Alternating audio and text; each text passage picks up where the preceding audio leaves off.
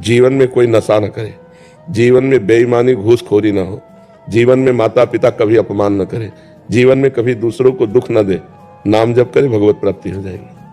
और इतने नियम पालन कर ले तो सिद्ध महापुरुष हो जाओगे। नहीं, हाँ, अगर हम भगवान का निरंतर नाम जप करने का अभ्यास कर लें तो सारे पापों का नाश हो जाएगा। और देखो, हमको ये मतलब नहीं कि हमारे बगल वाला क्या कर रहा है, हमको ये मतलब कि बगल वाले के ऐसा करने पर भी हम क्या कर रहे हैं, हमको देखना है। उत्तम साधक वो है जो अपने को देखता है, और पतित वो है जो दूसरों को देखता है। भगवान के नाम में अपार सामर्थ्य है। जित संग दोषा स्थिति भगवान के भजन से ही आती है। कि जैसे आपके सामने काम भाव से कोई आकर्षित कर रहा है, लेकिन आपको एक गलत है, मैं नहीं करूंगा। आपको जैसे कोई खान पान में आकर्षित कर रहा है, मित्र आओ या दोस्त, नहीं, गलत है तो गलत है, मैं नहीं पीऊंगा, आप दोस्ती रखो या छोड़ दो। हम गलत लोगों के बीच में भी रहकर गलत ना हो, तभी तो हमारी आध्यात्मिक उन्नति होगी, तभी तो हमारी कुछ विलक्षणता होगी। नहीं तो जैसा संग वैसा रंग, ये तो संसारी पुरुष का लक्षण है। हाँ, खूब सुदृढ़ बनो और ऐसे बनो कि लोग तुम्हारा अनुकरण करें, तुम लोगों का अनुकरण ना करो। आध्यात्मिक साधक वही है जो दूसरों के गंदे आचरणों का अनुकरण ना करके अपने अच्छे आचरणों का दूसरों से अनुकरण कराने की क्षमता प्राप्त कर ले, उसे साधक कहते हैं, उसे आध्यात्मिक कहते हैं। शिक्षा हम हजारों से ले सकते हैं, 24 से क्या, हजारों जगह हम जाकर सत्संग सुन सकते हैं, हजारों महात्माओं से हम उनकी अनुभव की बातें सुनते हैं, लेकिन दीक्षा गुरु एक होना चाहिए। भगवान ने अपने आप को ही त्रिगुण रूप में विस्तार कर दिया।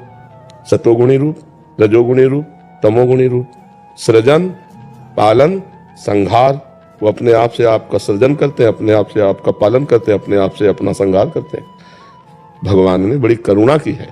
कान दिया अच्छा सुनो, हाथ दिया अच्छा करो। अभी आनंद है, कहाँ दुख है। अब करो मनमानी आचरण और अपने स्वरूप को भूल करके, तो फिर दुख तो है ही। तो भगवान ने ये खेल अपने लिए रचा है, तुम्हारे लिए थोड़ी रचा है।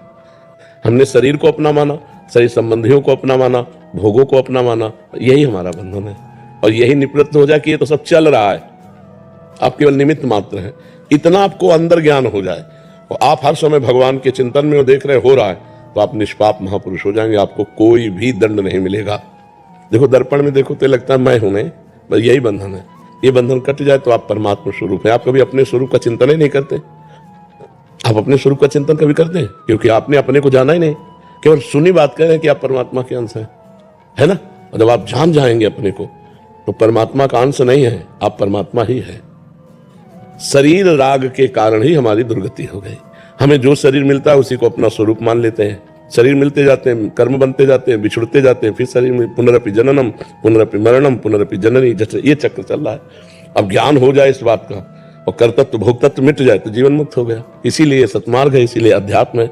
अगर हम ये विवेक धारण करके और अपने को मोड़े और परमात्मा की तरफ मोड़े, तो अभी सुख का अनुभव होने लगेगा। पर परमात्मा से विमुख है हम।